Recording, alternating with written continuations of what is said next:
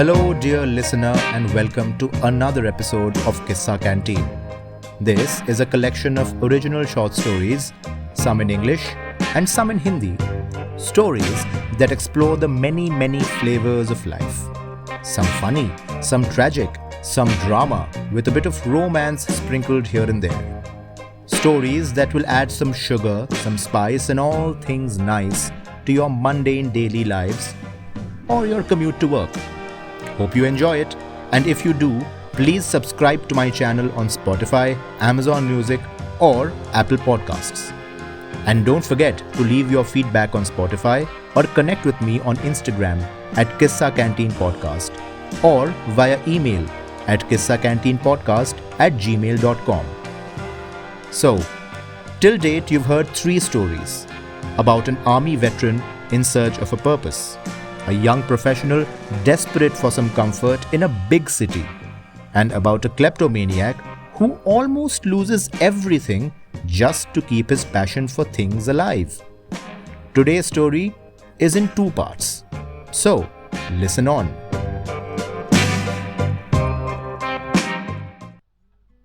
In the previous episode, you heard part 1 of the story. I, Danny Raskiner, had just bought my dream riverside house in Goa and was hoping to find what to do next with my life after taking a voluntary retirement from a high-flying, high-paying corporate job as a management consultant. I had hired a contractor to remodel this quaint old villa, but impatient with the pace at which contractor Deshpande and his crew were working, I had taken it upon myself to finish some of the odd jobs around the house and speed up the remodeling process. One night, as I was working on a nameplate for the front gate, I got a visitor. A visitor from beyond. An old, grey, dumb, but not deaf, mind you, ghostly dweller of the villa named Sandra. Sandra auntie wasn't too happy with the noise that I'd been making in the middle of the night and had come to complain.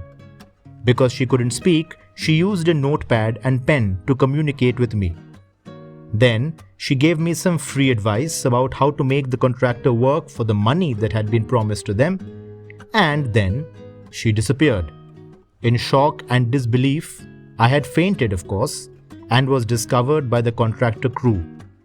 And now, for the rest of the story. At about 6:30 that evening, the foreman of the crew that was working on my villa came upstairs to see how I was doing. I'd been awake for some time now, listening to the rhythmic whirring of power saws and machine tools. Those sounds had stopped about half an hour ago, only to be replaced by murmurs, the sound of matches and lighters, sporadic laughter, and voices in my head telling me to pack the hell up and run back to my parents' house in Jamshedpur. The foreman saw me sitting in my chair, tapping my foot with headphones on. He stood in front of me, eyeing me curiously. He then pointed his finger at me, not accusatorily, but rather to give me some advice. I took my headphones off. I see this with you big city folks who come to Goa all the time. You suddenly feel free and have nothing to do, So you people end up having too much fun too quickly, he said, and he pointed knowingly at a half-empty bottle of Jameson that had been lying untouched ever since I got here. You have to spread out the fun, like us Goans. Susagad, he said. I stared blankly back at him. I had been getting a lot of advice these past few hours, it seemed. First, from a ghost who didn't like the way I handled my finances, and then from this guy, who thought that I had become an alcoholic because I just couldn't handle the party fever of Goa. And I was used to giving people advice. So this is what it felt like to be a client, I thought, without the paranormal experiences, of course. Anyway, the foreman's voice broke through my thoughts. We will get going. We won't be coming to work tomorrow. There's a christening party down at Batim, our Vaddo. A Vaddo is what they call a small village in Goa. So, all of you will be on leave? I asked, quite incredulously. Again, this concept of mass leaves was somehow unfathomable to my corporate brain, wired to have backups in place for leaves. Yes, said the foreman, looking at me as if I had asked something very stupid. We are all from the same Vaddo. Bye, boss. And with that, he was gone, leaving me and my thoughts, and I guess Sandra auntie, alone. I was unsure about what my next steps should be. Fortunately, I had the whole of the next day to figure out what to do with this haunted villa, and if at all anything that had happened to me was real or not. I served myself some leftover dal, rice, put a couple of eggs to boil, padlocked the gate, bolted all the doors and windows, and a few minutes later was sitting in my bed, staring at my Netflix homepage without any clue about what I should watch.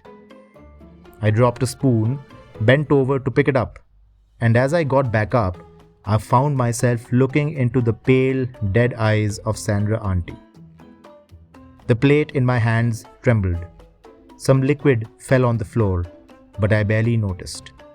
You know that feeling that you get when a strange, small, middle-class ghostly auntie looks back at you with a mild, disapproving look in her eyes? Yeah, that's the one I got. She had a notepad and, of course, immediately started scribbling. You spilled some dal on the floor, were her first words. You should wash it up before you attract cockroaches. She was right, of course. And then she held up her notepad again.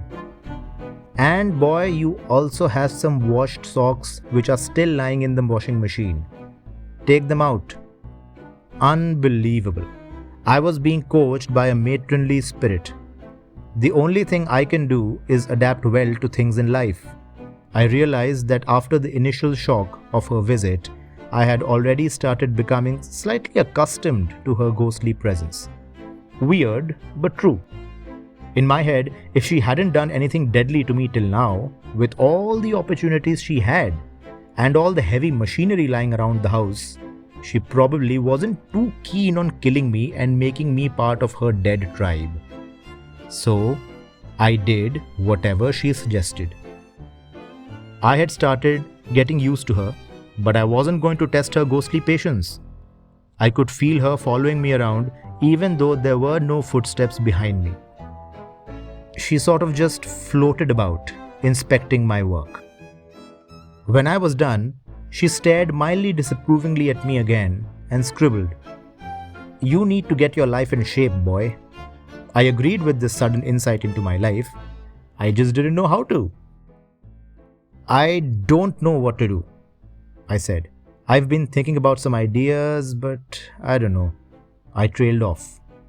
Not really, Sandra auntie scribbled her reply. You really haven't tried hard enough. I will help you, she added as an afterthought. I will meet you tomorrow at 10 a.m. We will make a plan. Don't be late. Suddenly, I had a thought.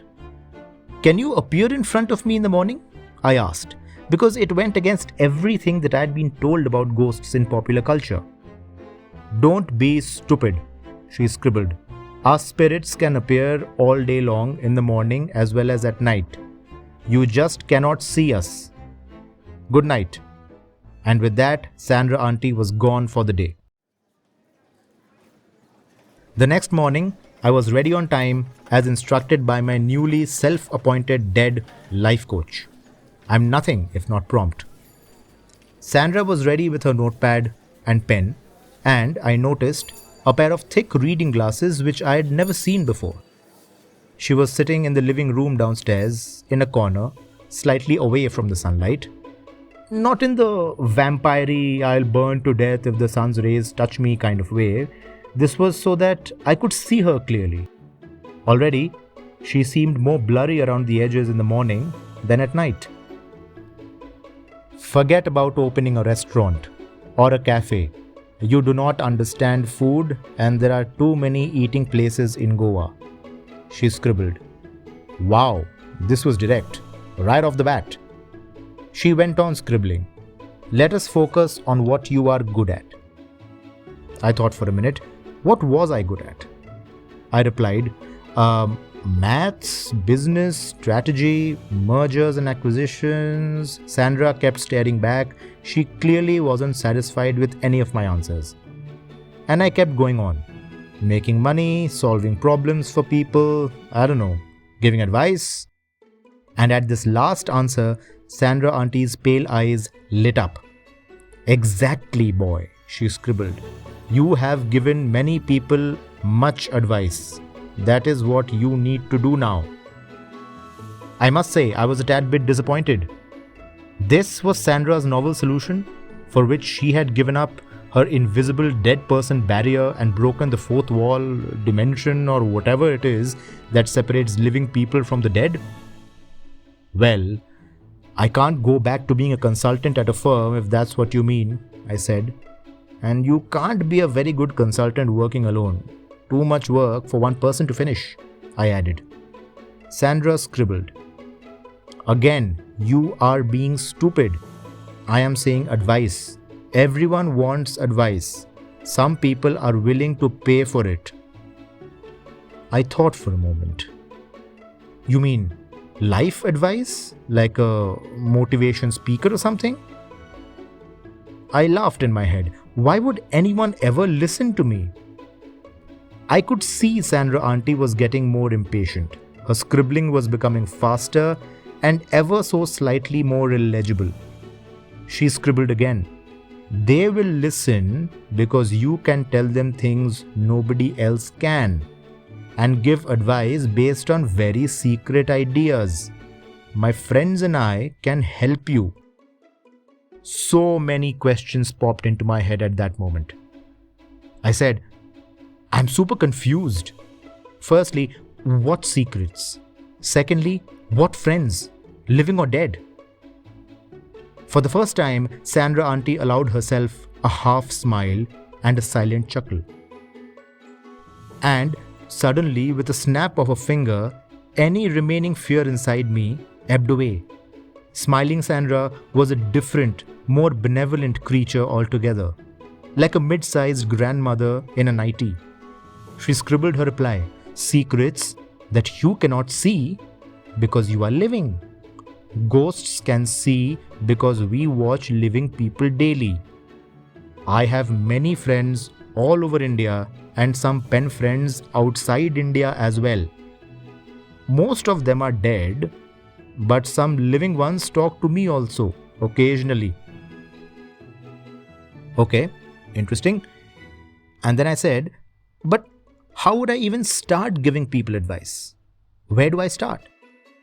Sandra scribbled again. Start small.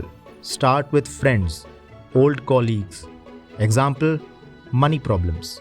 They will ask you for advice. I will tell you exactly what is happening, the secret details of their lives. I will get those details from my friends. You form an opinion based on those details and deliver it. I was slowly starting to get more convinced. And Sandra went on, you will be the most insightful advisor of your time, with the help of me and my network of ghostly people. Wait, I said, how do you people even talk with each other? Sandra scribbled her answer with a knowing smile.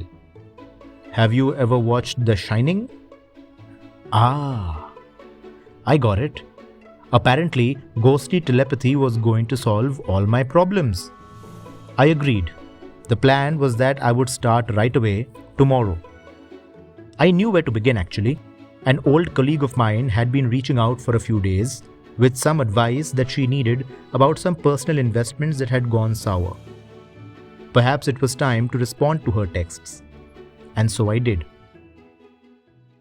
That evening, I spoke to her on call and listened to her problems on loudspeaker.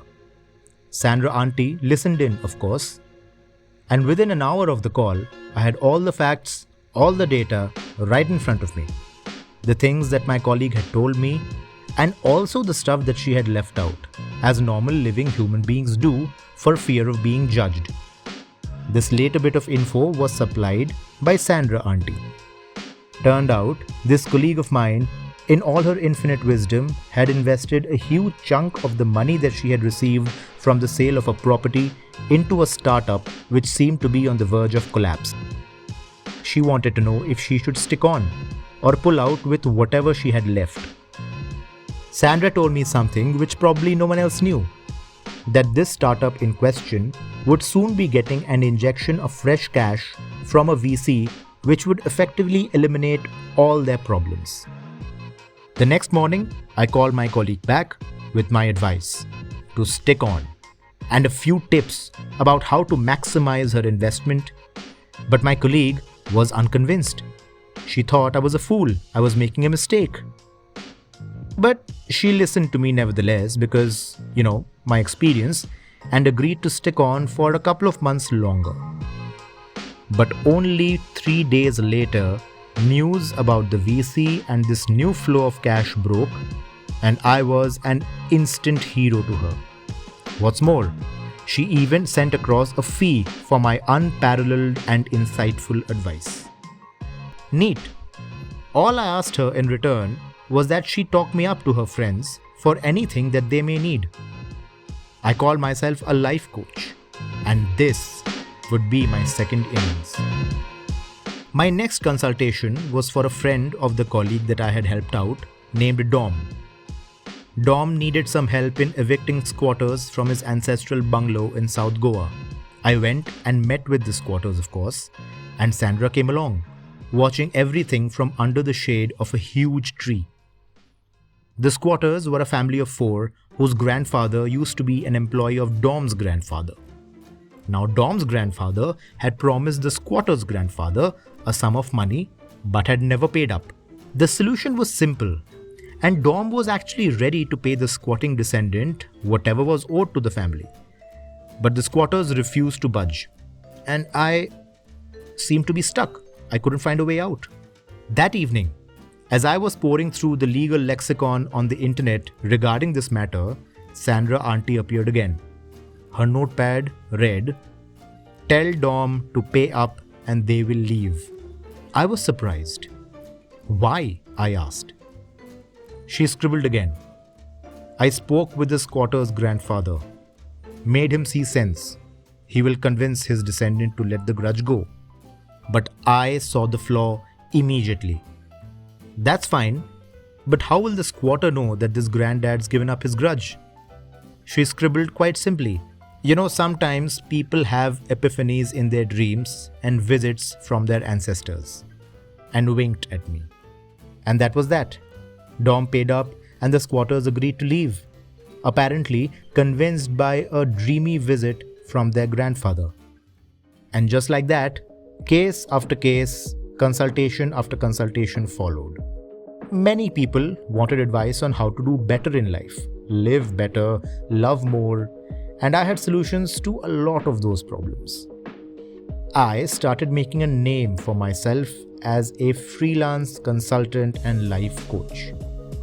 With time, Sandra and I started becoming a pretty well-oiled advisory machine.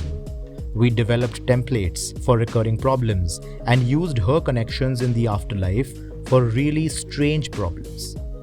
I asked her once why she was doing what she was doing. Why was she helping me? I expected to hear a deeper reason, something like that I reminded her of a son that had died or a nephew who wasted his life away or something. But no, it turned out that she was plain bored, and this gave her afterlife a purpose to it. So it appeared that adulting problems didn't really end with the end of life.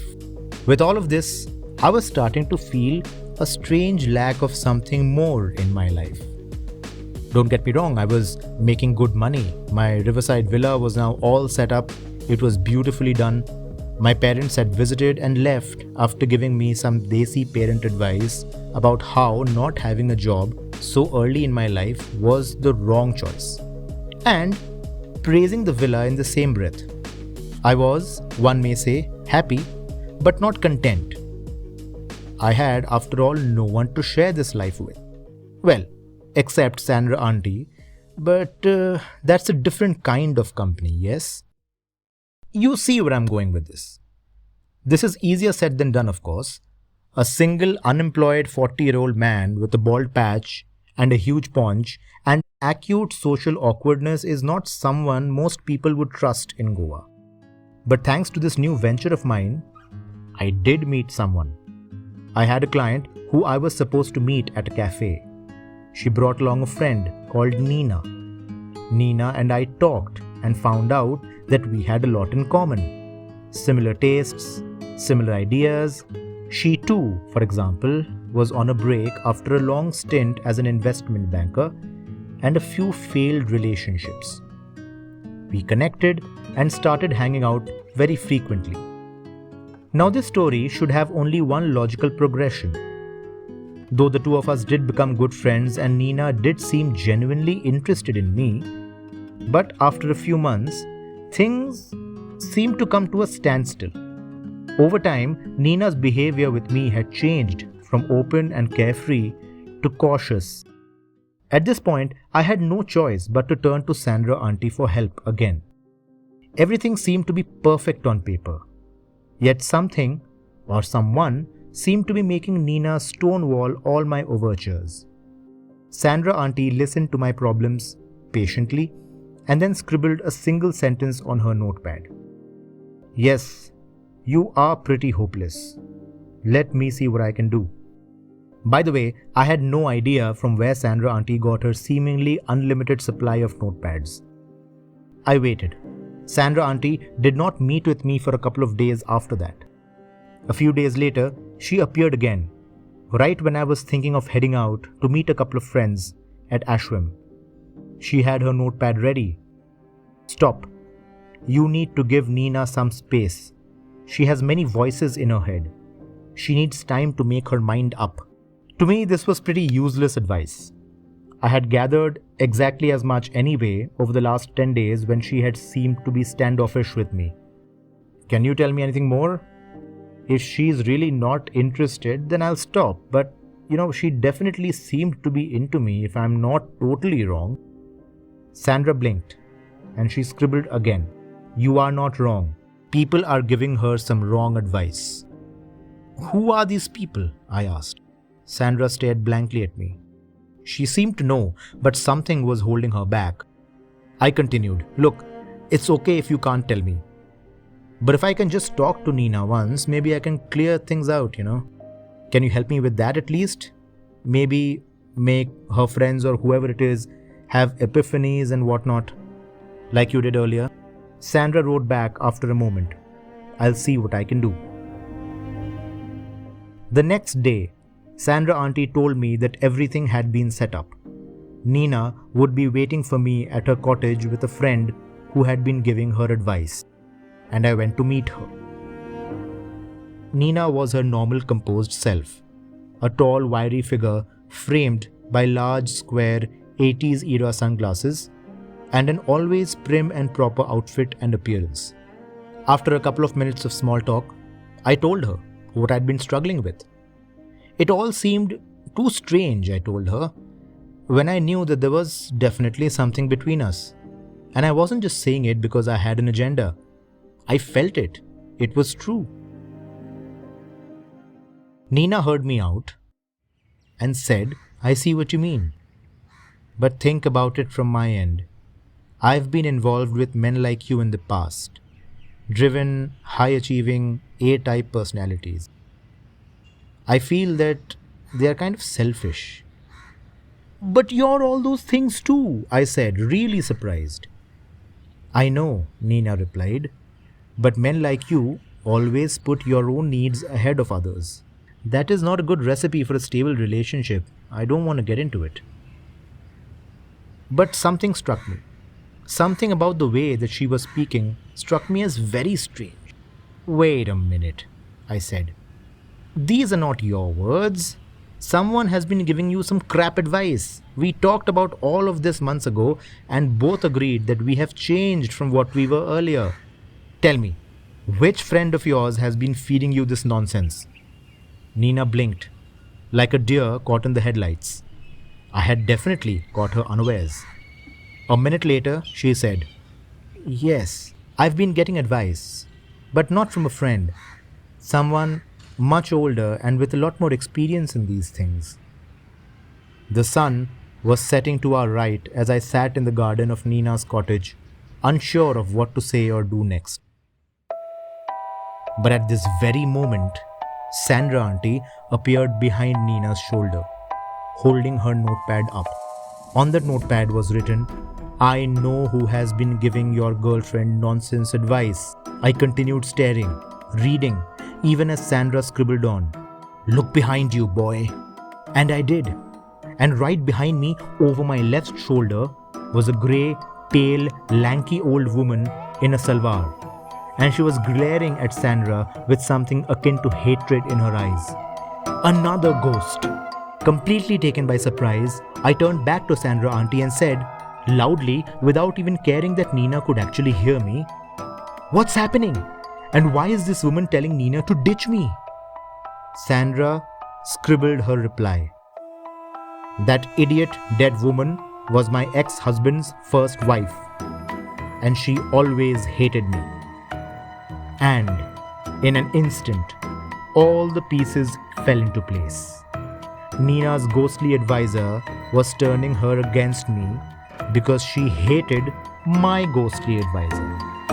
And as I looked back at Nina, who had been watching everything that I'd been doing and saying, Nina said, "Guess I'm not the only one who can see and talk to ghosts." This story was written and recorded by me, Anandrup Datta, with original cover art by Ritika Das. Please leave your feedback on Spotify or on my social handles. Any unauthorized digital copy of this content will be considered piracy. Stay tuned and see you next time. Thank you, folks.